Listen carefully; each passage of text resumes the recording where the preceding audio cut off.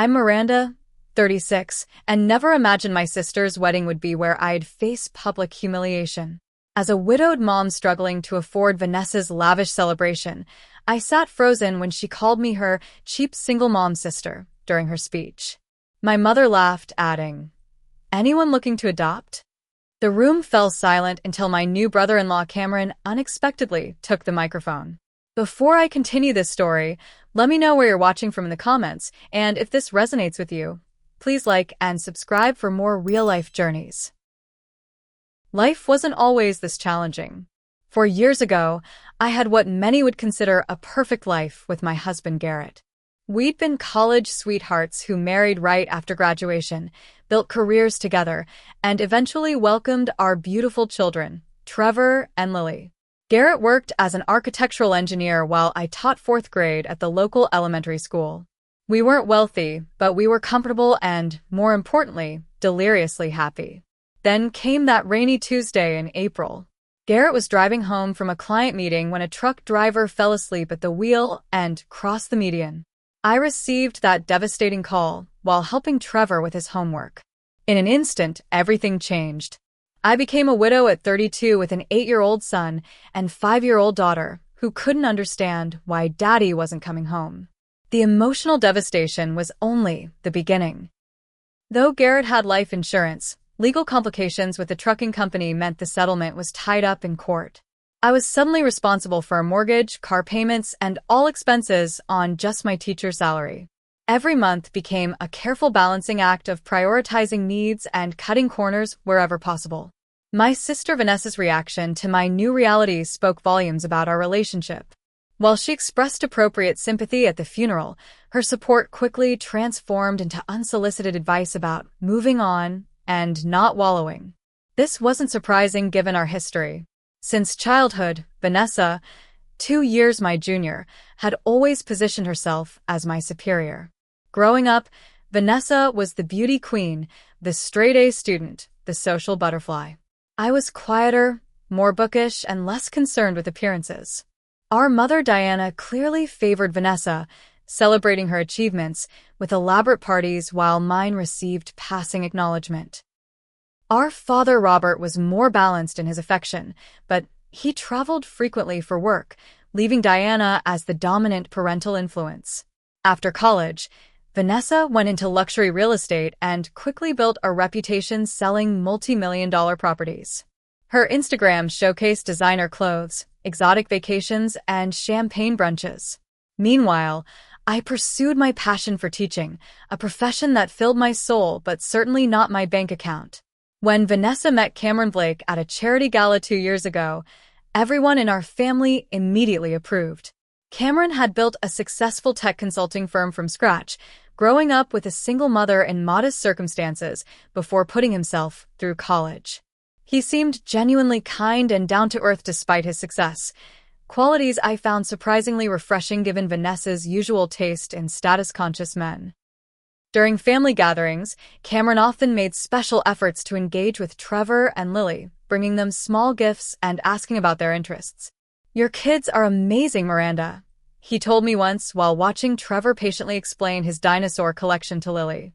"You're doing an incredible job with them."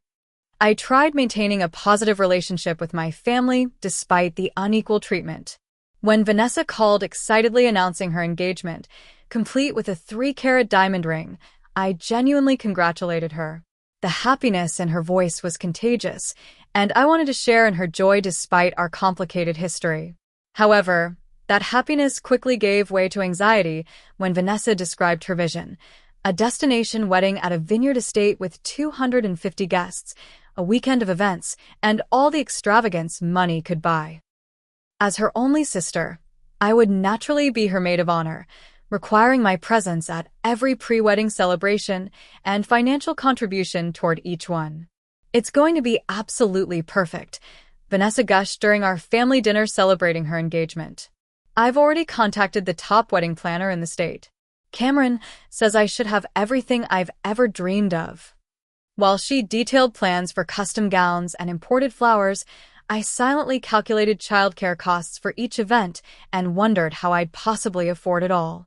Our mother Diana beamed with pride beside Vanessa, occasionally glancing my way with expressions that seemed to say, "See what you could have had? Miranda will help with all the planning, won't you?" Diana volunteered me, without asking. "It'll be good for you to get out more. You've been so isolated since Garrett passed." I nodded and smiled, not wanting to dampen Vanessa's moment with my financial realities. Later that night, tucking Trevor and Lily into bed, I promised myself I would find a way to participate while maintaining my dignity and responsibility to my children. Little did I know how challenging that promise would become. The first major pre-wedding event was Vanessa's bridal shower, hosted at an upscale country club by Diana and Vanessa's college friends. The invitation specified gifts from the premium registry only, with items starting at $200.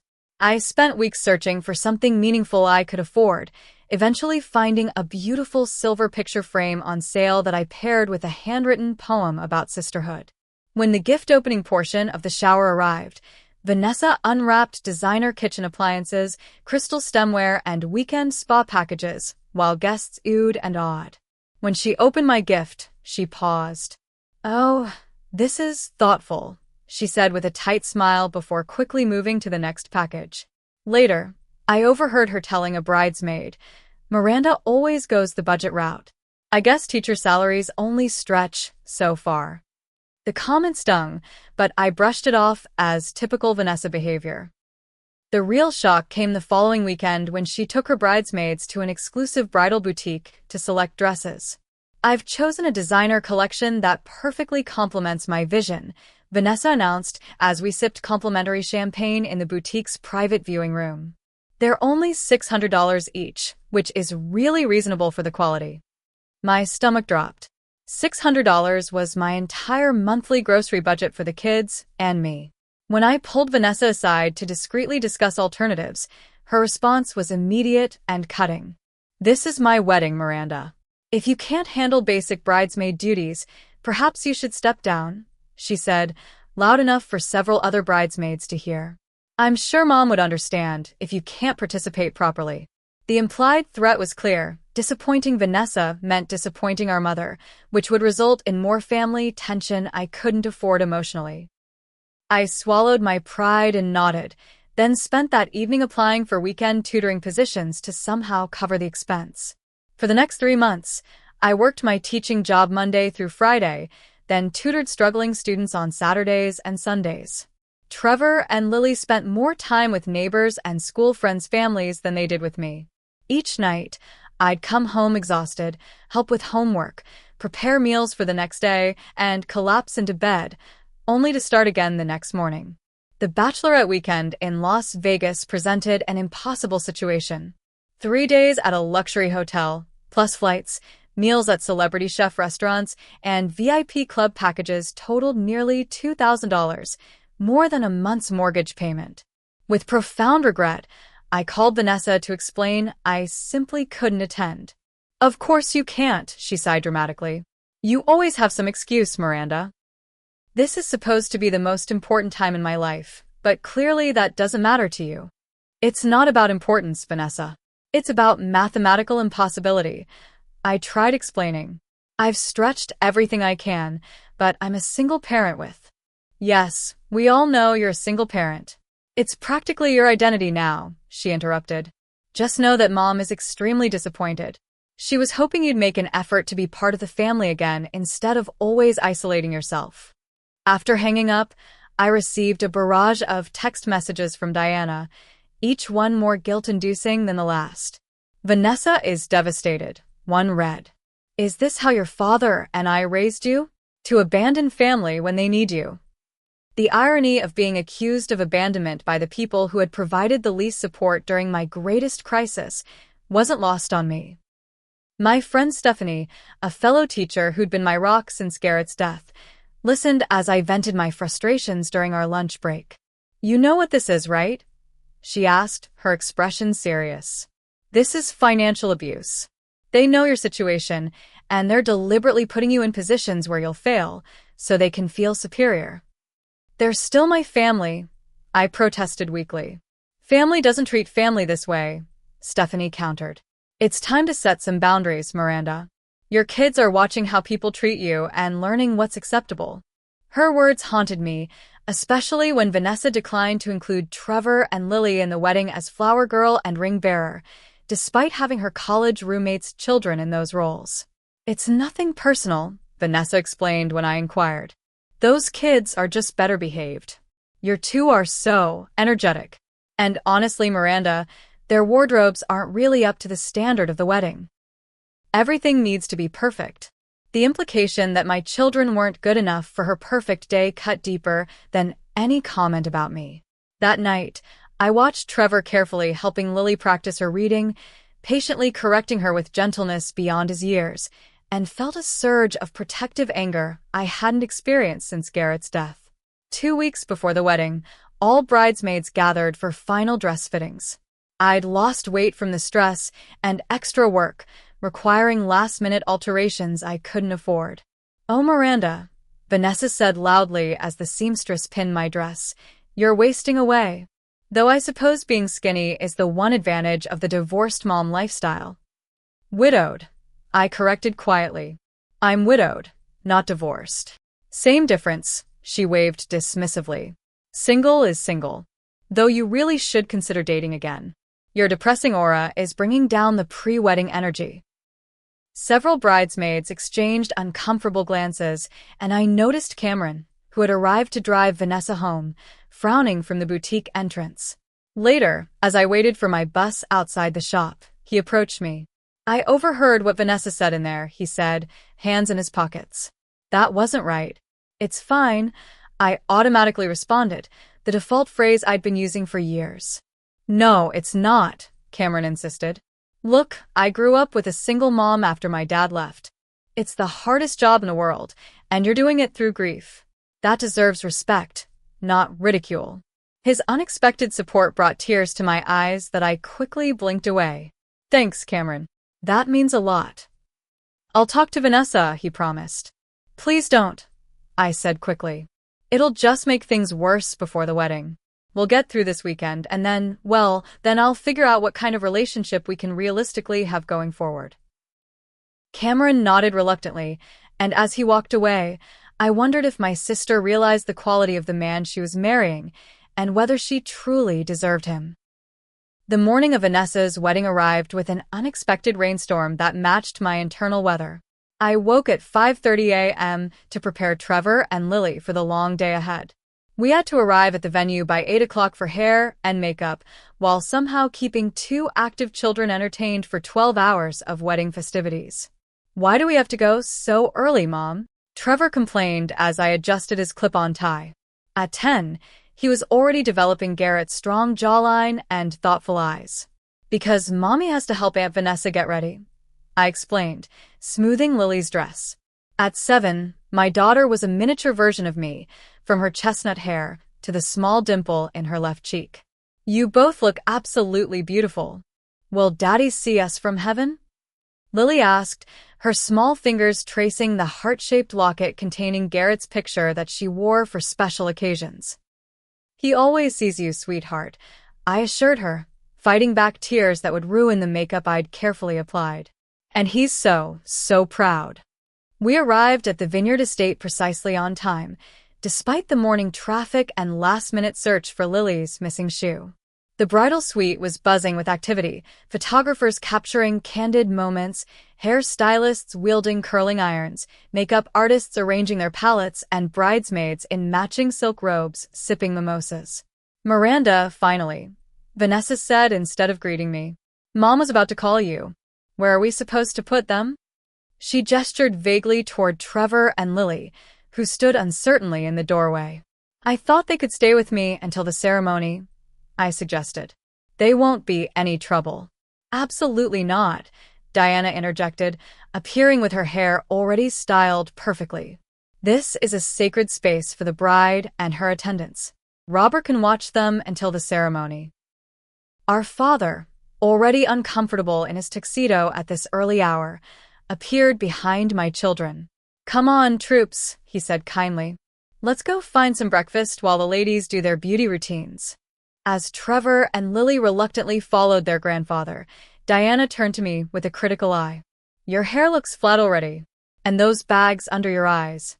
Thank goodness, we have a professional makeup artist. The next 4 hours passed in a blur of beauty preparations punctuated by Vanessa's critiques and demands. When the champagne was brought out for a pre-ceremony toast, Vanessa raised her glass.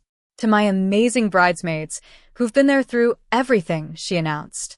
And to my sister Miranda, proving that single moms can occasionally escape the playgrounds and grocery stores to participate in adult events.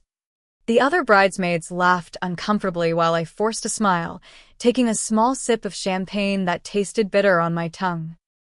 By noon, we were all transformed into the vision Vanessa had dictated: identical sage green gowns, uniform updos with pearl pins, and makeup that made us look like enhanced versions of ourselves, except for me. The makeup artist had been instructed to apply extra concealer and contouring to my face. We need to brighten you up, Vanessa had told me during my makeup session. You look so tired and worn all the time. It's that discount lifestyle showing on your face.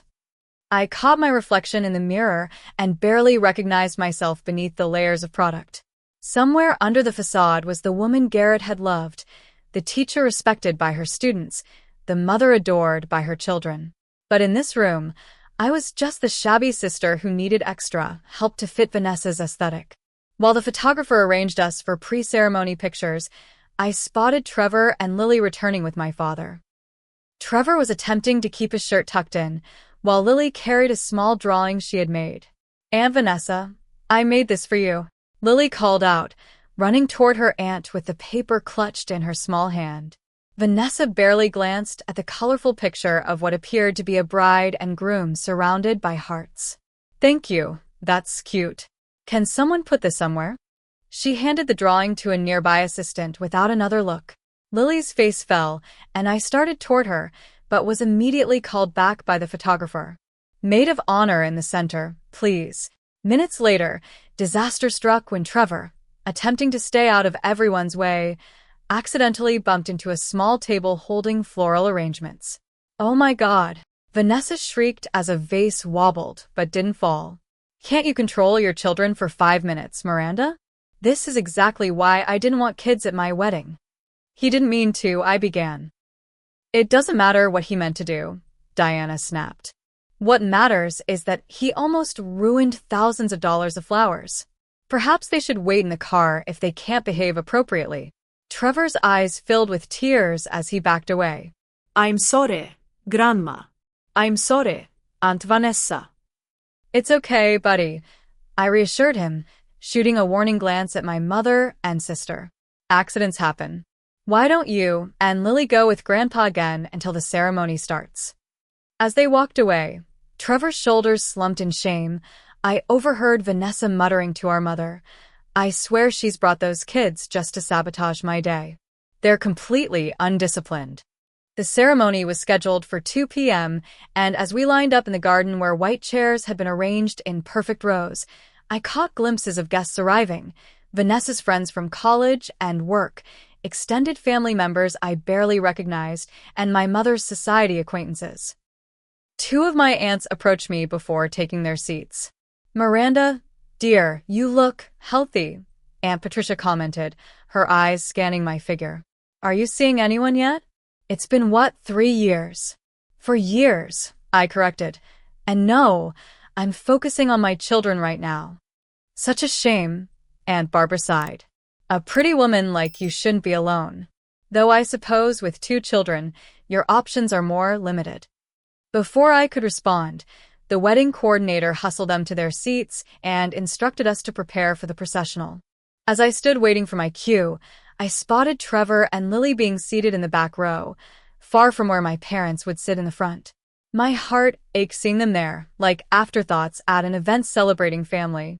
The music began, and one by one, bridesmaids proceeded down the aisle.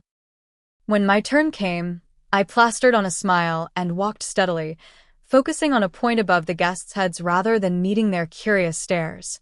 I knew what many were thinking. There goes the tragic sister, the cautionary tale, the before to Vanessa's after. At the altar, I turned to watch Vanessa make her entrance on our father's arm. She was undeniably stunning in her designer gown, beaming with happiness as she approached Cameron, who looked handsome and slightly nervous in his tuxedo.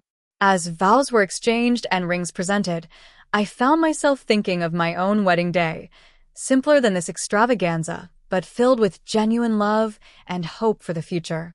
A future that had been cut tragically short through no fault of our own.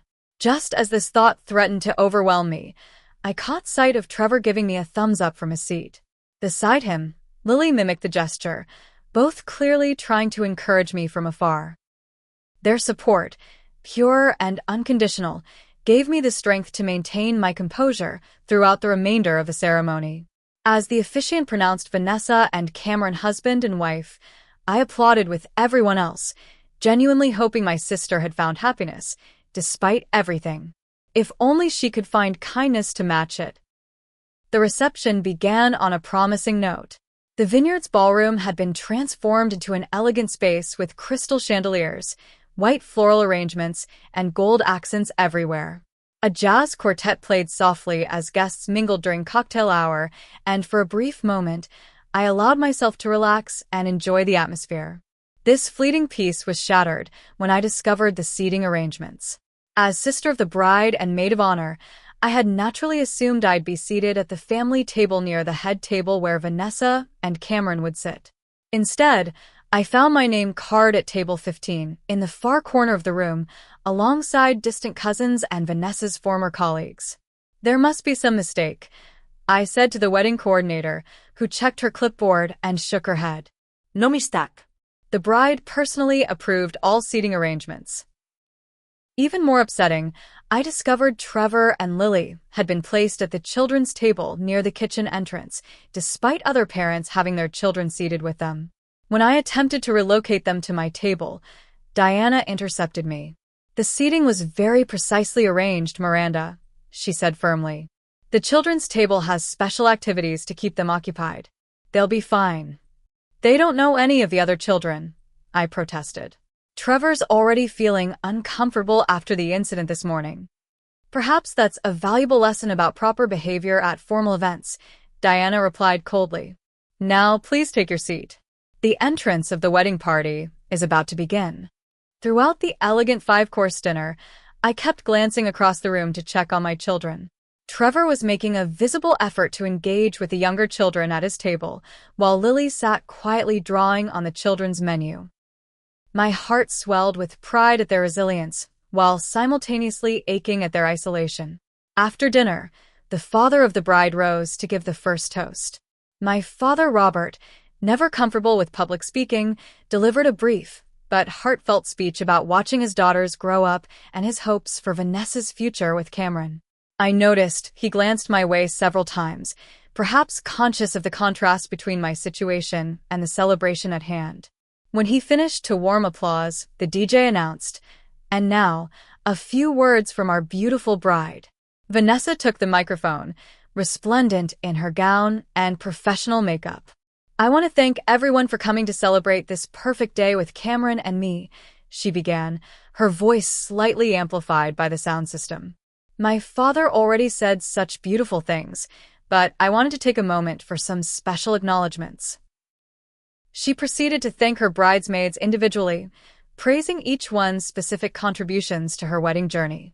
When she came to me, her tone shifted subtly. "And my sister Miranda," she said, gesturing toward my distant table. My only sister and maid of honor, who somehow managed to fit this event into her very busy schedule of parent-teacher conferences and coupon clipping. A few uncomfortable chuckles rippled through the room as Vanessa continued.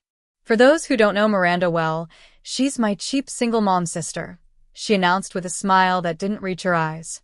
"Always looking for the discount option. When we were shopping for bridesmaid dresses, I thought she might pass out seeing the price tags." My face burned as I felt dozens of eyes turn toward me. At the children's table, I could see Trevor sitting up straighter, his expression confused and concerned. "Remember when you showed up to my engagement party with that homemade casserole instead of the catered platters everyone else brought?" Vanessa continued, her tone suggesting this was all good-natured ribbing rather than deliberate humiliation. "Always the budget option with Miranda. I'm pretty sure that bridesmaid dress came from a thrift store, even though she thinks I don't know. The dress that had cost me 3 weekends of tutoring. The dress I'd skipped lunches to afford. The dress that now felt like a straitjacket as I sat paralyzed by mounting humiliation.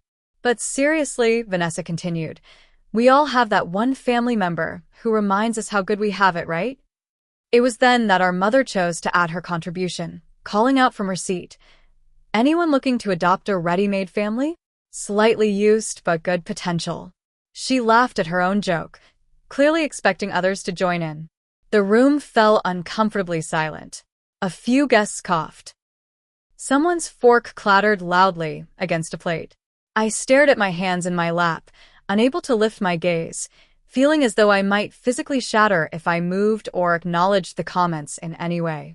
From the corner of my eye, I could see Trevor standing up at the children's table, his young face flushed with anger and confusion.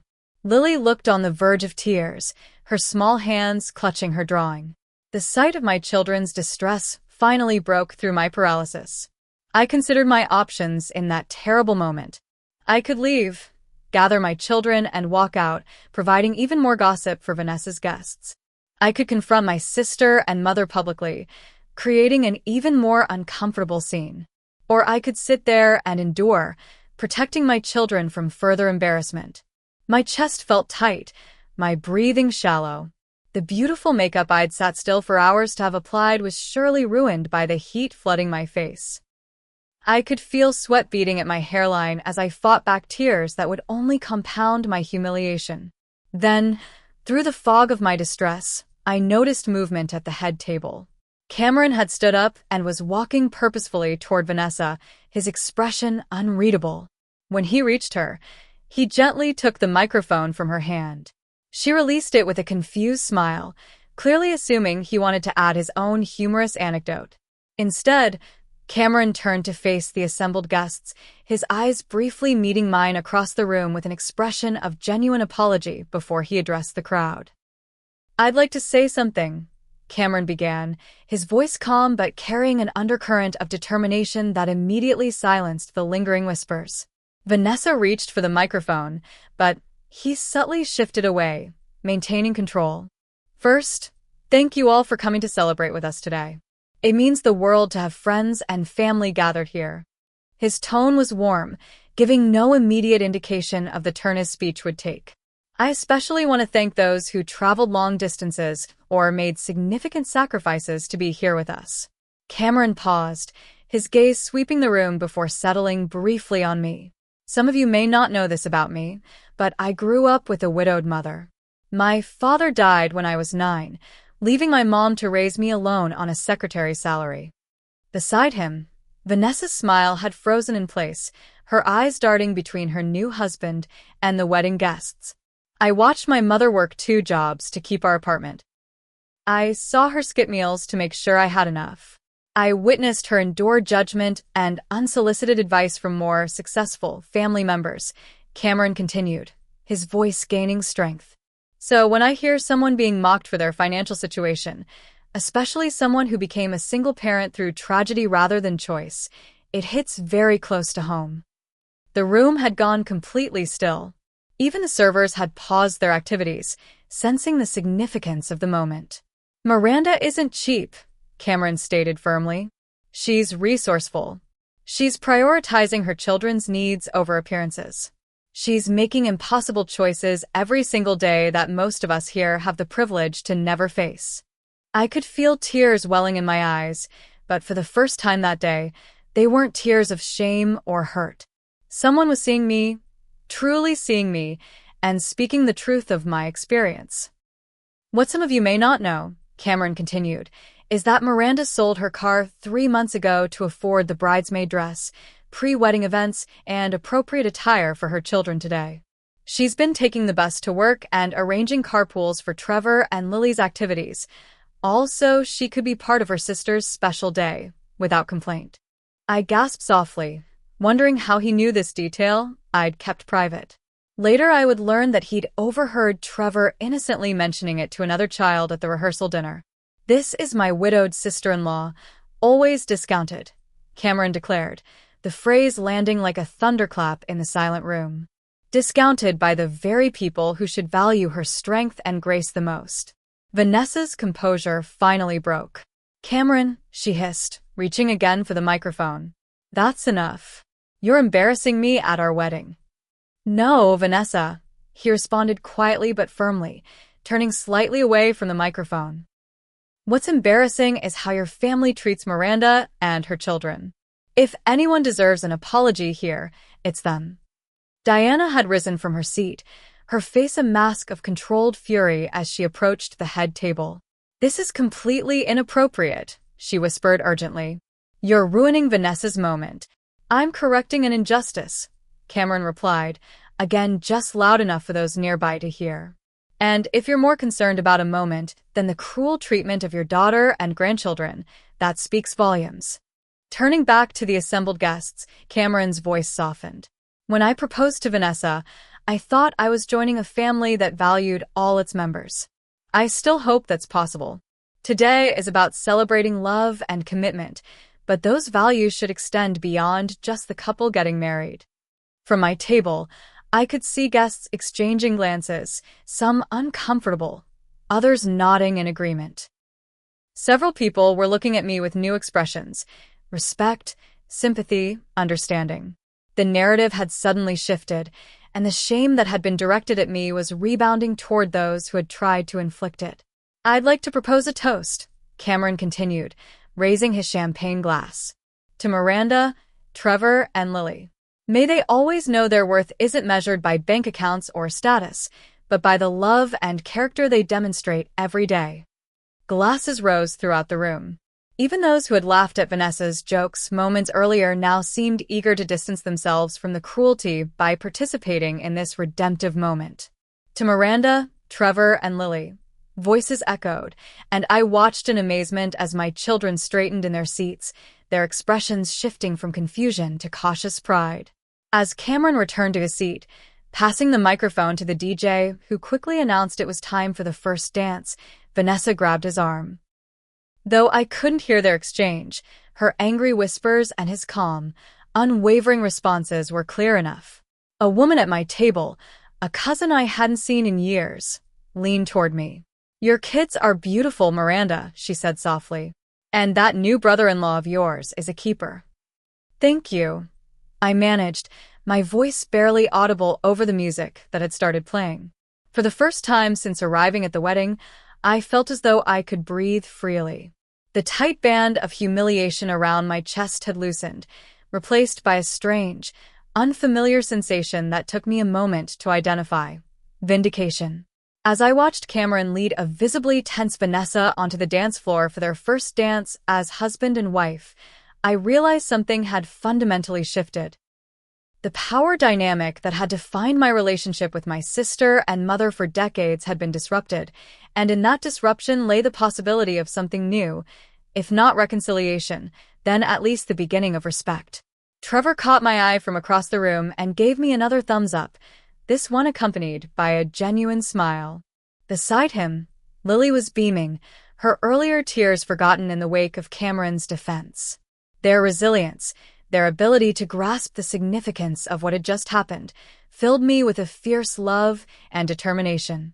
Whatever came next with my family, I would face it with the same dignity Cameron had just demonstrated on my behalf.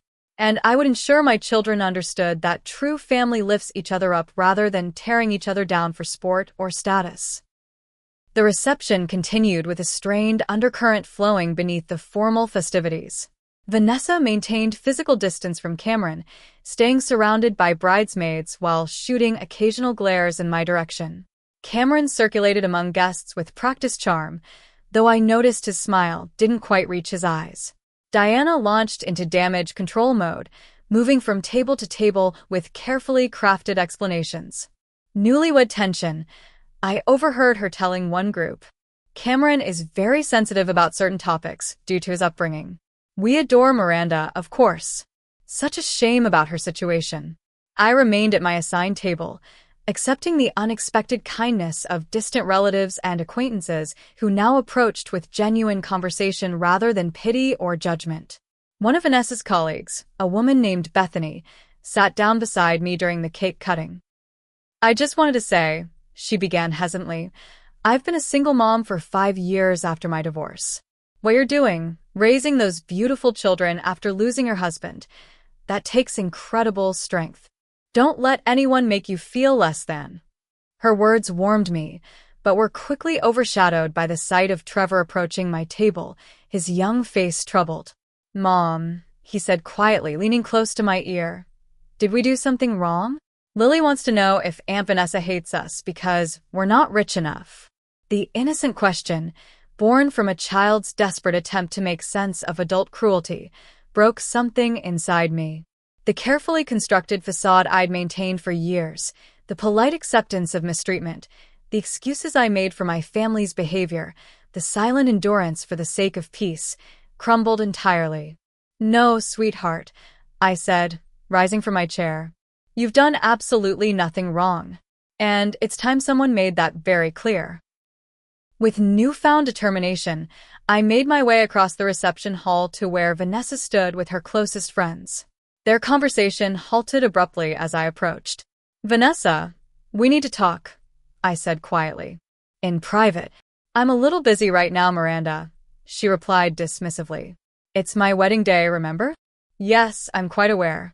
The day you chose to publicly humiliate me and, by extension, my children. Your own niece and nephew. I continued, keeping my voice low but firm. Private conversation, now, or we can continue this right here. Something in my expression must have conveyed my seriousness, because Vanessa excused herself from her friends and followed me to a small anteroom off the main hall.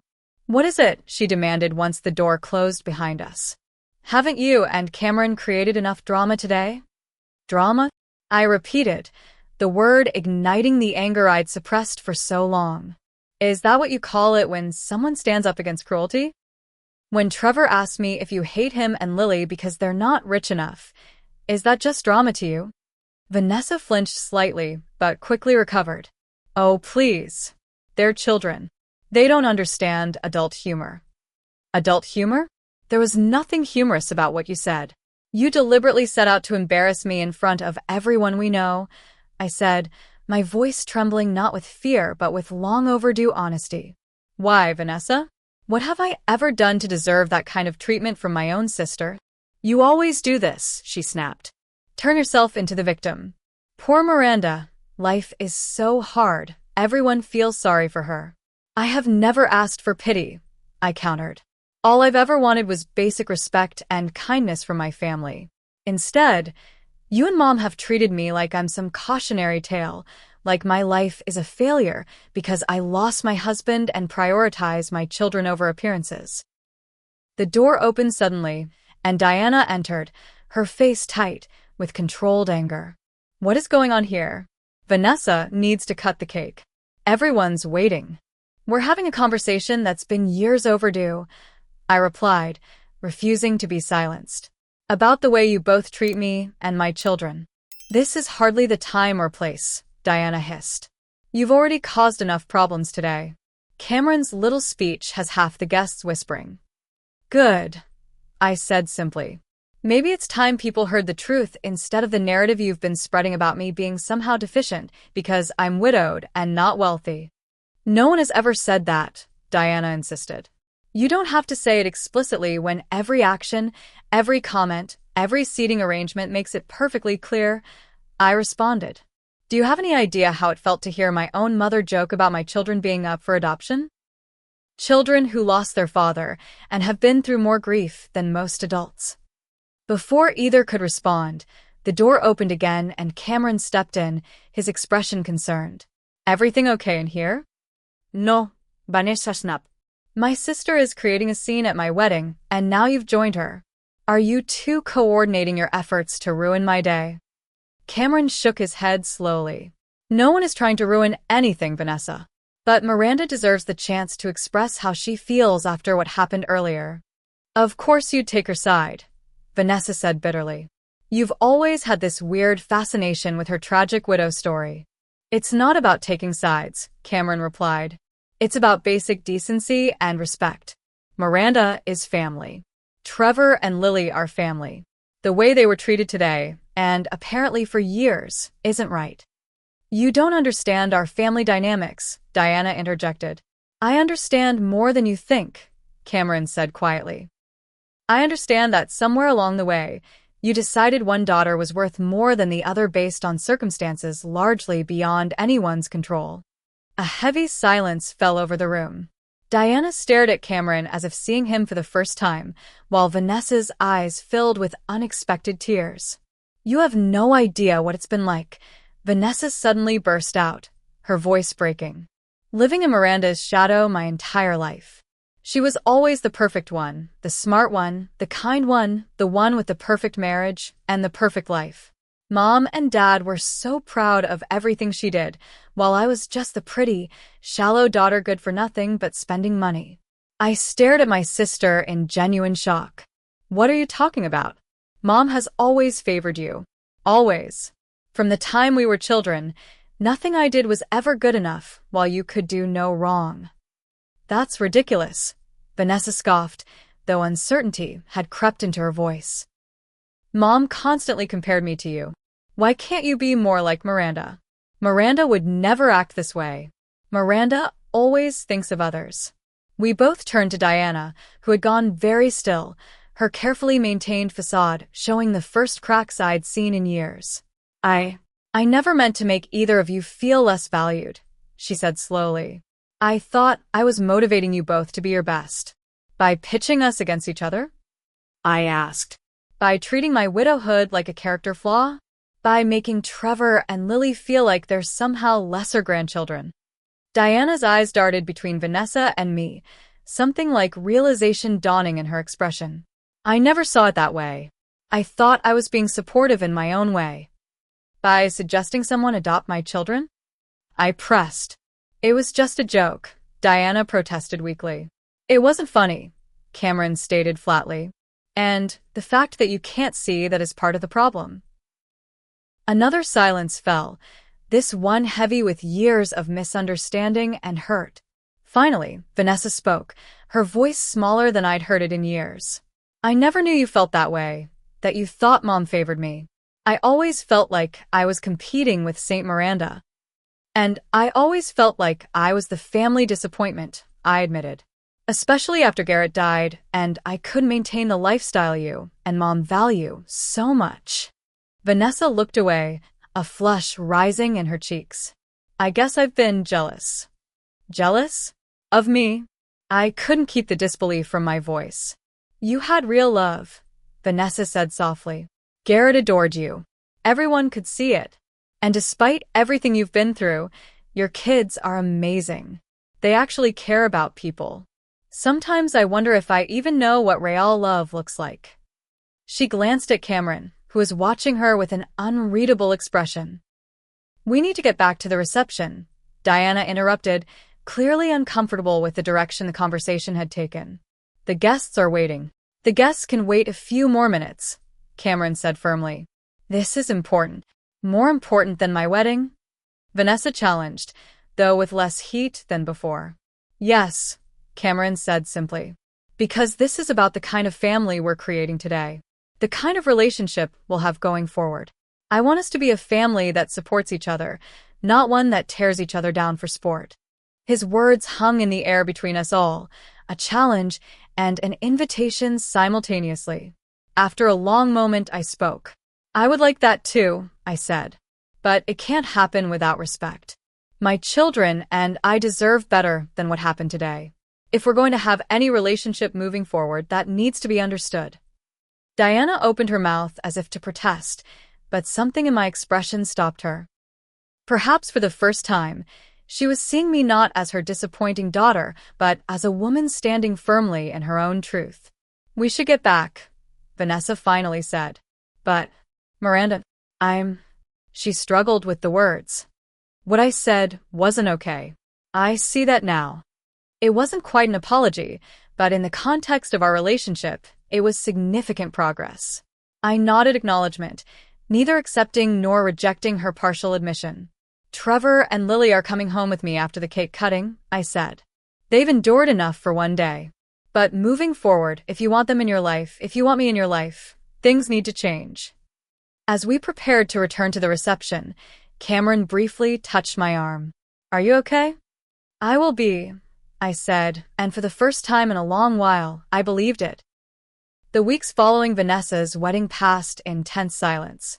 No calls from my sister or mother, no family dinner invitations, nothing but the quiet rhythm of our normal lives. Trevor and Lily asked occasionally about Aunt Vanessa and Uncle Cameron, but seemed relieved by the break from family gatherings that usually left them feeling inadequate. Are we still family with Grandma and Aunt Vanessa? Lily asked one evening as I tucked her into bed.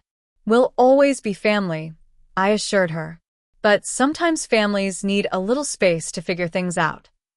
Like a timeout, she suggested, her 7-year-old wisdom cutting to the heart of the matter.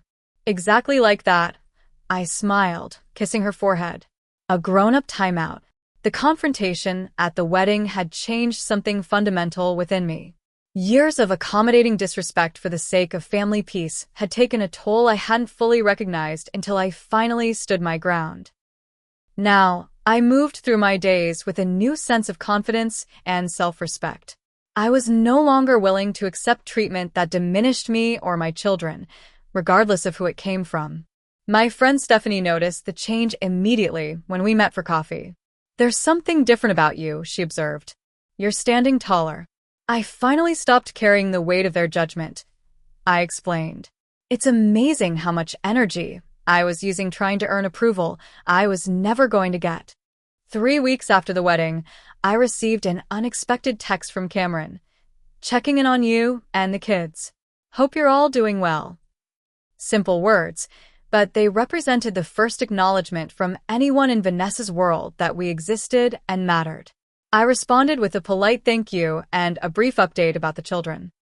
This initiated an occasional, friendly exchange that never mentioned the wedding incident directly, but maintained a connection I hadn't expected to preserve. A month later came the real surprise, an invitation to Sunday dinner at my parents' house. My finger hovered over the decline button for several minutes before curiosity and hope won out.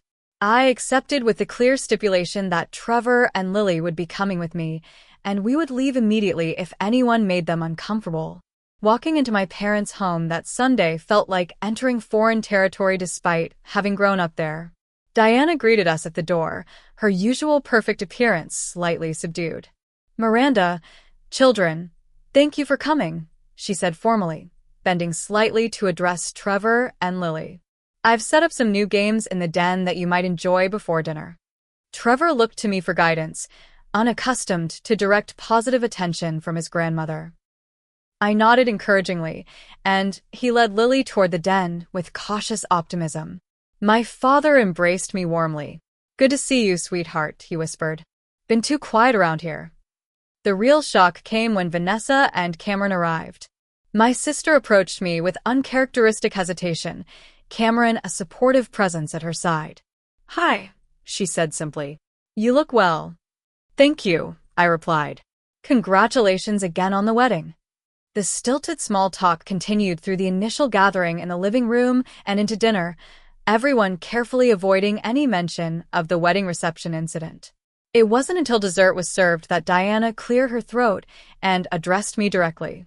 Miranda, I've been doing some thinking since the wedding, she began, her voice lacking its usual authoritative tone. Some reflecting, I suppose, on how things have been in our family. I set down my fork, giving her my full attention while maintaining a protective awareness of Trevor and Lily beside me. I may not have always, that is, my intentions were. Diana struggled uncharacteristically with her words. It was brought to my attention that some of my comments and actions over the years might have been hurtful to you and the children. Some? I couldn't help questioning. Diana sighed. More than some. Perhaps most. She looked directly at Trevor and Lily. I haven't been the grandmother you deserve. I've been so focused on appearances and achievements that I missed what truly matters. Trevor, always the protective older brother, spoke up. You made Lily cry at the wedding when you said someone should adopt us. Diana flinched visibly. I did, and that was unforgivable. I can only say I'm deeply sorry and promise to do better if you'll give me another chance. Actions matter more than words, I said quietly. The children deserve consistency and genuine interest, not just apologies. I understand, Diana nodded. I'm asking for the opportunity to demonstrate that change is possible, even for a stubborn old woman set in her ways. After dinner, while the children played a board game with my father and Cameron, Vanessa asked me to join her on the back porch. We sat in silence for several minutes, watching the sunset paint the sky in shades of orange and pink. I've been in therapy, Vanessa finally said, staring straight ahead. Cameron suggested it might help me understand why I felt compelled to treat you the way I did at the wedding. And before. I waited, giving her space to continue at her own pace. Turns out I've been carrying around some pretty messed up ideas about our relationship, she continued. I always saw you as the favorite, the one who had it all figured out. When you married Garrett and had this picture-perfect family, it just confirmed everything I believed, that you were winning at life while I was just collecting material possessions. That's not how I saw it at all, I said softly. From my perspective, you were the golden child who could do no wrong. The successful one with a glamorous life, while I was just a teacher who became a burden after Garrett died. Vanessa turned to me, genuine surprise in her eyes. You envied me? That never occurred to me. I was so busy envying what you had: real love, children who adore you, purpose beyond just making money. We've been competing in a race neither of us signed up for, I observed, measuring ourselves against distorted perceptions of each other instead of just being sisters. I don't know if I know how to do that, Vanessa admitted. Just be sisters without the competition. But I'd like to try.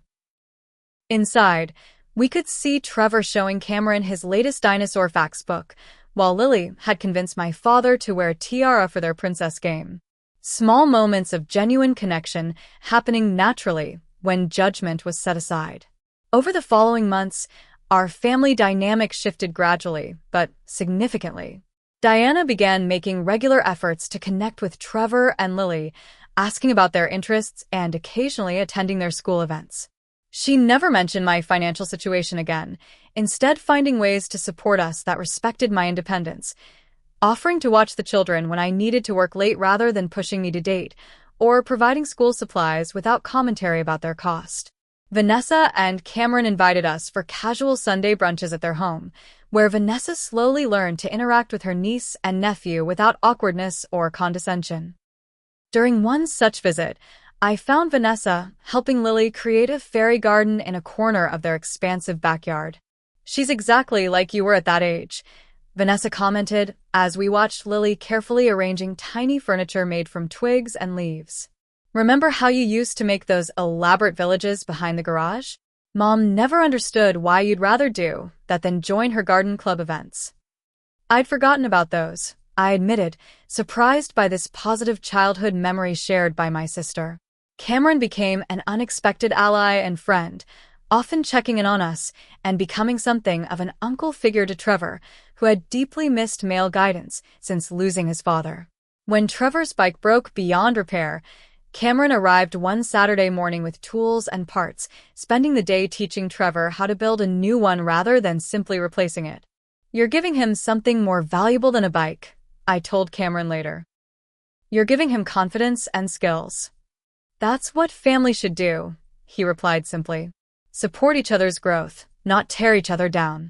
6 months after the wedding, during a family dinner at my small but welcoming home, the first time I'd felt comfortable hosting such a gathering, I realized how profoundly things had changed when Diana helped me clear the dishes while Vanessa played a board game with the children.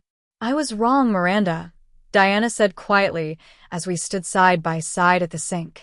For years, I measured success by such limited standards: money, status, appearances. I completely missed what true success looks like. And what does it look like?